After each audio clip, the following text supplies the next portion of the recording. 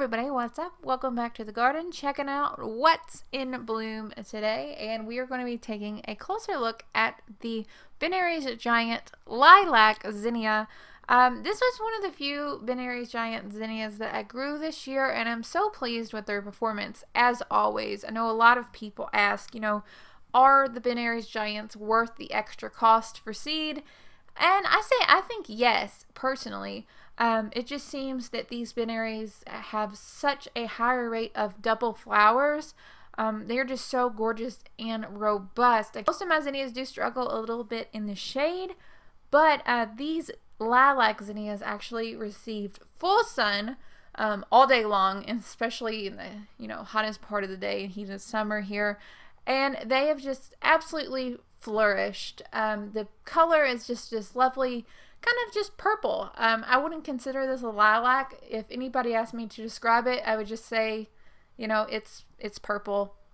I really ended up liking this purple because it did go with a wide variety of other colors in the cut flower garden, and it made it just a really nice color to have on hand when I was trying to, create arrangements and just trying to get the most from my small space. Like most zinnias, these are, cut and come again. So the more I cut the flowers, the more beautiful new flowers replaced the old ones, which was really nice. Not to mention, they were so incredibly attractive to the pollinators. Always bees and butterflies and, hummingbird moths and hummingbirds in these flowers, which was also really nice. They made a very good plant to go in front of some of my vining plants. They grew pretty much at the same pace, so they did cover up my vining plants until those got tall enough to hang on the fence, which I think made a really nice focal point for the garden. I know that these in bloom videos are really short. I've always just wanted to kind of give a better depiction of what the plants actually look like, because I know sometimes in seed catalogs it can be a little bit deceiving.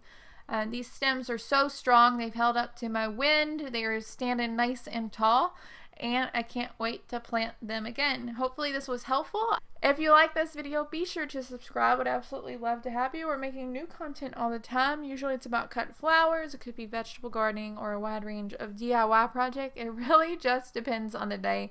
So if you like a little bit of surprise, you might like this channel too. I hope that you guys are having such an amazing day, and I will talk to y'all later. Bye guys.